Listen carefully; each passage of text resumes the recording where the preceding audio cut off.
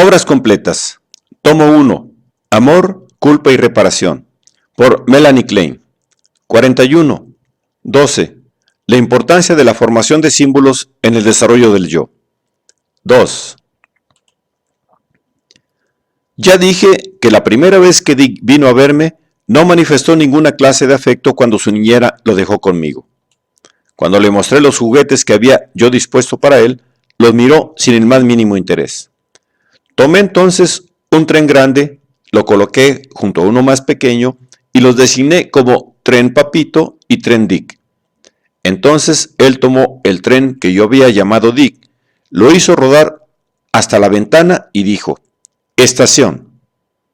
Expliqué: la estación es Mamita. Dick está entrando en Mamita. Dejó entonces el tren, fue corriendo hacia el espacio formado por las puertas exterior e interior del cuarto y se encerró en él diciendo: oscuro, y volvió a salir corriendo. Repitió esto varias veces. Le expliqué: dentro de Mamita está oscuro. Dick está dentro de Mamita oscura. Entretanto, él tomó nuevamente el tren, pero pronto corrió otra vez al lugar entre las puertas. Mientras yo le decía que él estaba entrando en la Mamita oscura, él había dicho 2 veces en tono interrogativo: ¿Niñera? Le contesté: Niñera viene pronto, cosa que él repitió, utilizando luego las palabras correctamente y reteniéndolas en su mente. En la sesión siguiente se comportó de idéntica manera. Pero esta vez Dick escapó corriendo de la habitación hacia el oscuro vestíbulo. Colocó allí el tren Dick e insistió en dejarlo allí. Preguntaba repetidamente: ¿viene niñera? En la tercera hora analítica se comportó de la misma manera, solo que además de correr al vestíbulo y entre las puertas, se escondió también detrás de la cómoda. Entonces se angustió y me llamó por primera vez. Su aprensión era evidente, entonces, por la forma en que preguntaba insistentemente por su niñera, y al analizar la sesión, la acogió con placer inusitado. Vemos que simultáneamente con la aparición de la angustia, había surgido un sentimiento de dependencia, primero hacia mí y luego hacia la niñera, y al mismo tiempo empezó a interesarse por las palabras tranquilizadoras: niñera viene enseguida, que contrariamente a su conducta habitual había repetido y recordado. Pero también dentro de esa tercera sesión había observado por vez primera los juguetes con interés, en el que se evidenciaba una tendencia agresiva. Señaló un carrito de carbón y dijo: corta. Le dio un par de tijeras y él trató de raspar los trocitos de madera que representaban el carbón, pero no pudo manejar las tijeras. Respondiendo a una rápida mirada suya, corté los pedazos de madera del carrito, que él arrojó enseguida, junto con su contenido dentro del cajón, diciendo: se fue. Le dije que eso significaba que Dick estaba sacando heces del cuerpo de su madre. Fue entonces corriendo al espacio entre las puertas y las arañó un poco, expresando de este modo que identificaba el espacio entre ambas puertas con el carrito y a ambos con el cuerpo de la madre al que estaba atacando. Enseguida regresó corriendo desde el espacio entre las puertas, vio el armario y se deslizó en su interior. Al comenzar la siguiente hora analítica lloró cuando la niñera se fue, lo que era inusitado en él. Pero pronto se calmó. Esta vez evitó el espacio entre las puertas, el armario y el rincón, pero se interesó por los juguetes, examinándolos con indudable curiosidad naciente. Al hacer esto, encontró el carrito que había destrozado durante la sesión anterior y su contenido. Empujó a ambos rápidamente hacia un lado y los cubrió con otros juguetes. Cuando le expliqué que el carrito roto representaba a la madre, lo buscó nuevamente, lo mismo que los pedacitos de carbón sueltos, y se los llevó al espacio entre las puertas. A medida que su análisis progresaba, se vio claramente que al arrojarlos fuera de la habitación de esa forma, estaba expresando su expulsión, tanto del objeto dañado como de su propio sadismo o de los recursos por este utilizados, que de este modo era proyectado al mundo exterior. Dick había descubierto el lavatorio, que simbolizaba el cuerpo de su madre, y manifestaba un extraordinario temor a mojarse con agua. Cada vez que sumergía sus manos, o las mías, en el agua, se apresuraba ansiosamente a secarlas. Inmediatamente después manifestaba idéntica angustia al orinar. La orina, y las heces eran para él sustancias dañinas y peligrosas. Se hizo evidente que en sus fantasías las materias fecales, la orina y el pene, eran los objetos con los cuales atacaba el cuerpo de la madre, representando por consiguiente un peligro también para él mismo. Estas fantasías aumentaban su temor a los contenidos del cuerpo de la madre y, en particular, el pene del padre que él imaginaba en el interior del vientre de ella. Durante el análisis de Dick, llegamos a ver en muy diversas formas ese pene fantaseado, así como también un sentimiento de agresividad cada vez mayor contra él, predominando especialmente los deseos de devorarlo y destruirlo. En una oportunidad, por ejemplo, Dick se llevó a la boca un hombrecito de juguete y, rechinando los dientes, dijo: "Tea Daddy", lo cual significaban "Eat Daddy", comer papito. Enseguida pidió un vaso con agua. La introyección del pene del padre demostró estar conectada a la vez con dos temores. El temor al pene como superyo primitivo y dañino, por un lado, y por el otro, el temor al castigo por la madre así robada, es decir, el temor al objeto externo y al objeto introyectado. En este punto apareció el primer plano, lo ya mencionado, y que había sido un factor determinante en el desarrollo de Dick, que la fase genital había comenzado prematuramente. Esto se reveló con claridad en el hecho de que representaciones del tipo de la que acabo de citar desencadenasen no solo angustia, sino remordimiento, lástima y la sensación de que tenía que reparar. Por esa razón, Dick volvía a depositar sobre mi falda, o en mis manos, el hombrecito de juguete. Guardaba todo otra vez en el cajón, etc.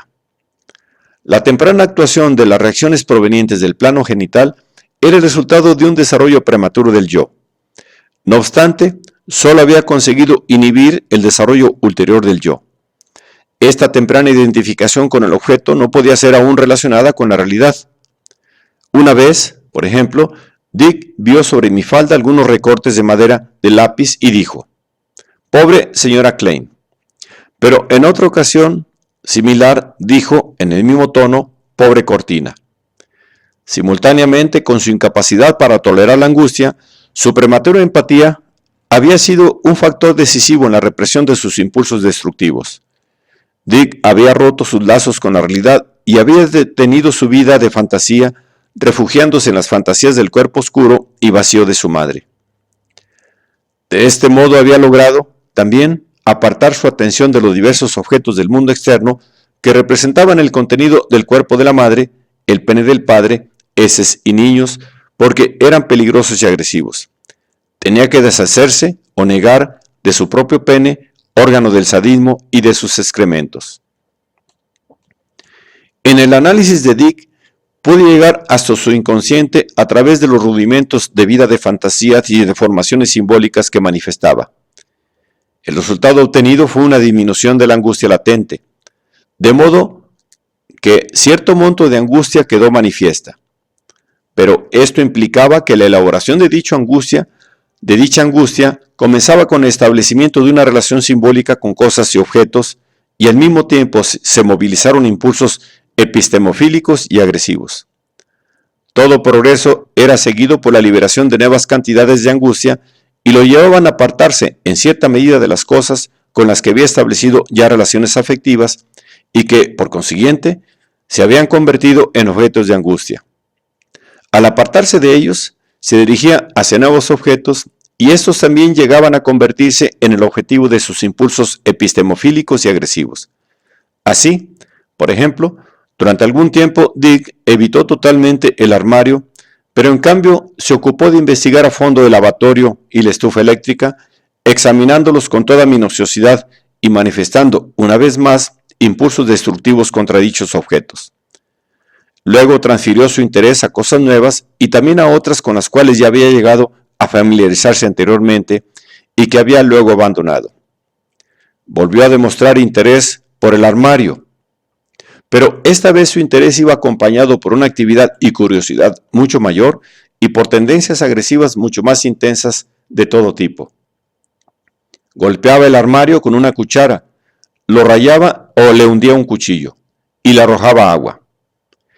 Examinaba con vivacidad las bisagras de la puerta, la forma en que ésta se abría y se cerraba, y la cerradura, etc. Se trepaba en el interior del armario, preguntando cómo se llamaban sus diferentes partes, etc. De este modo, a medida que iban aumentando sus intereses, fue enriqueciendo simultáneamente su vocabulario porque había comenzado a demostrar un interés cada vez mayor, no solo por las cosas en sí, sino también por sus nombres. Palabras que antes había oído sin ningún interés, las recordaba y aplicaba ahora correctamente. Junto con el aumento de interés y el establecimiento de una transferencia cada vez más intensa hacia mí, había aparecido la relación de objeto que hasta entonces faltaba. Durante estos meses su actitud hacia la madre y la niñera se ha tornado afectuosa y normal. Desea ahora su presencia, quiere que ellas le presten atención y se entristece cuando lo dejan. También con su padre su relación muestra indicios cada vez más claros de una actitud edípica normal y, en general, existe una relación mucho más firme con todos los objetos. El deseo de hacerse inteligible, antes nulo, está actualmente en plena actividad. Dick trata de hacerse entender por medio de su vocabulario, todavía pobre, pero en constante aumento y que él mismo se empeña en enriquecer. Existen además muchos otros indicios de que ha comenzado a establecer una relación con la realidad. Han transcurrido hasta ahora 6 meses desde que comenzó su análisis y la evolución que durante ese periodo se ha iniciado en aspectos fundamentales justifica un pronóstico favorable. Muchos de los problemas peculiares que se presentaron en este caso han resultado solucionables. Con la ayuda de muy pocas palabras, fue posible llegar a establecer contacto con él. Ha sido posible también movilizar la angustia en un niño que carecía de interés y afectos. A la vez, fue posible luego resolver y regular gradualmente la angustia liberada. Quisiera subrayar que en el caso de Dick, he modificado mi técnica habitual. En general, no interpreto el material hasta tanto este no ha sido expresado a través de varias representaciones. Pero en este caso, en que la capacidad de expresión por medio de representaciones casi no existía, me vi obligada a interpretar sobre la base de mis conocimientos generales, pues en la conducta de Dick las representaciones eran relativamente vagas. Al lograr por este medio acceso a su inconsciente, pude movilizar angustia y otros afectos. Las representaciones se tornaron entonces más completas y pronto conseguí bases más sólidas para el análisis, pudiendo entonces pasar paulatinamente a la técnica que utilizo generalmente en el análisis de niños pequeños. Ya he explicado cómo logré que la angustia se hiciese manifiesta y que se atenuara así la que existía en estado latente. Una vez que la angustia se hizo manifiesta, pude resolverla, en parte gracias a la interpretación, aunque fue también posible elaborarla mejor, o sea, distribuirla sobre nuevas cosas e intereses. Así fue mitigada de tal modo el que yo pudo tolerarla. Si regular así cantidades de angustia permitirá al yo tolerar y elaborar montos normales, es cosa que solo podrá indicar el curso posterior del análisis. En el caso de Dick, el problema consiste, por lo tanto, en modificar mediante el análisis un factor fundamental en su desarrollo. En el análisis de este niño, que era absolutamente incapaz de hacerse inteligible y cuyo yo no era accesible a ninguna influencia, lo único que se podía hacer era tratar de llegar hasta su inconsciente y, disminuyendo las dificultades inconscientes, abrir camino para el desarrollo del yo. Naturalmente, en este caso, lo mismo que en cualquier otro, el acceso al inconsciente debió lograrse a través del yo. Los hechos han demostrado, por consiguiente, que aún aquel yo tan poco desarrollado bastaba para permitir el establecimiento de una vinculación con el inconsciente. Creo que, desde el punto de vista teórico, es importante advertir que aún en este caso se logró hacer evolucionar a la vez al yo y a la libido solo por el análisis de los conflictos inconscientes, y sin que fuese necesario imponer al yo ninguna influencia educacional. Es evidente que si el yo tan escasamente desarrollado de un niño que carecía de todo contacto con la realidad, fue capaz de tolerar la supresión de represiones por el análisis sin que se sintiera abrumado por ello, está claro que niños neuróticos, es decir, en casos mucho menos extremos, no tenemos ninguna razón para temer que el yo pueda sucumbir al ello. Es también interesante advertir el hecho de que la influencia educacional que anteriormente habían ejercido sobre el niño las personas de su ambiente había resbalado sobre Dick sin dejar ninguna huella.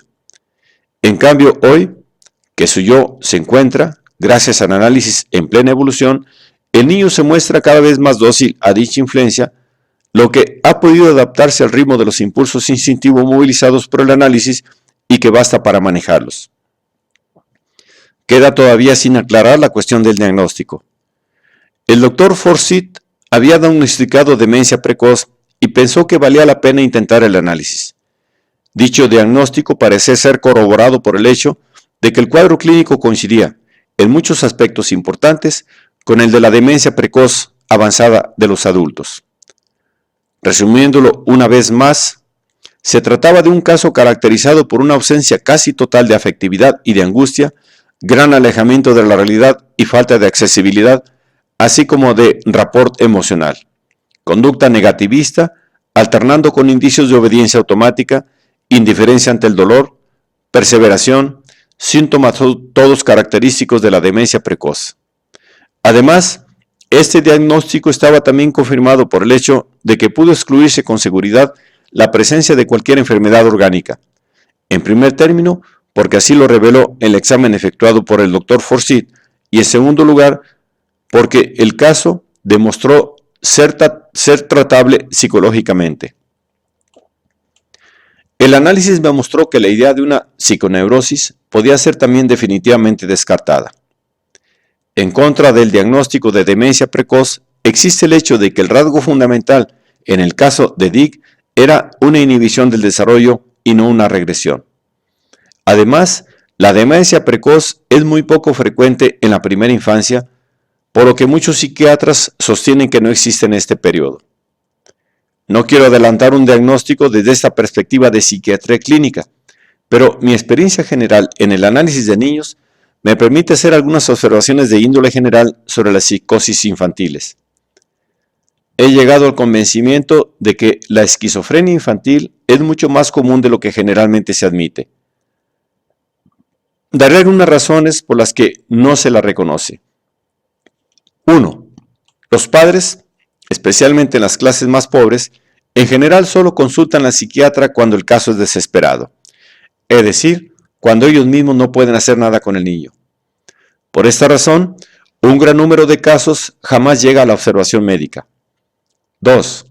En los pacientes que el médico alcanza a ver, suele ser imposible para él, en un rápido y único examen, establecer la presencia de esquizofrenia. Por consiguiente, muchos casos son clasificados bajo diversas denominaciones, tales como detención del desarrollo, deficiencia mental, predisposición psicopática, tendencias asociales, etc. 3. La esquizofrenia en los niños es menos evidente y llamativa que en los adultos. Rasgos típicos de esta enfermedad son menos llamativos en un niño porque en menor grado son naturales en el desarrollo de niños normales.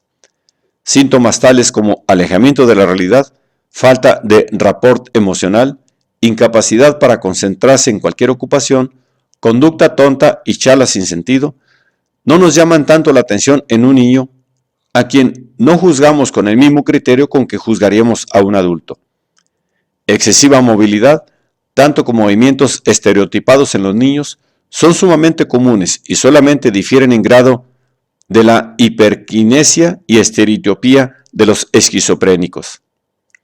La obediencia automática tiene que ser realmente muy llamativa para que los padres la consideren como otra cosa que docilidad.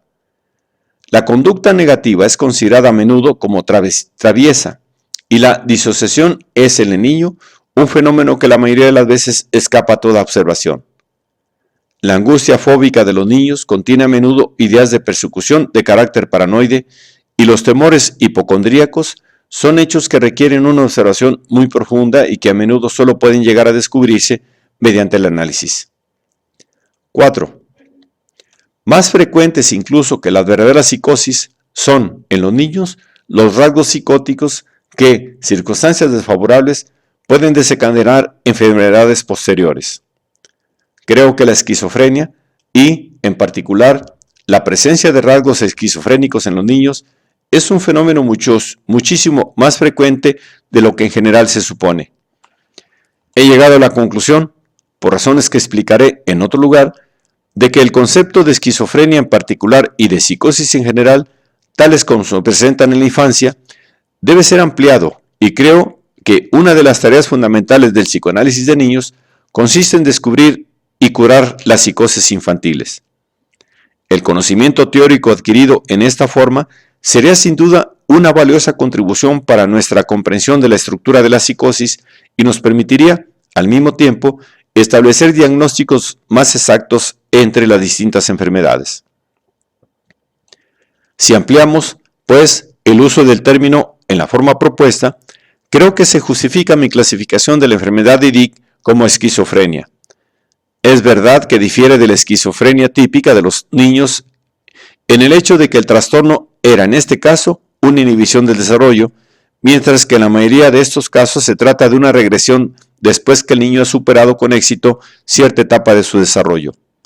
Además, a la naturaleza poco común del cuadro clínico se sumaba en Dick la gravedad del caso. No obstante, tengo mis razones para pensar que no es este un caso aislado, puesto que recientemente han llegado a mi conocimiento otros dos casos análogos en niños de alrededor de la misma edad de Dick.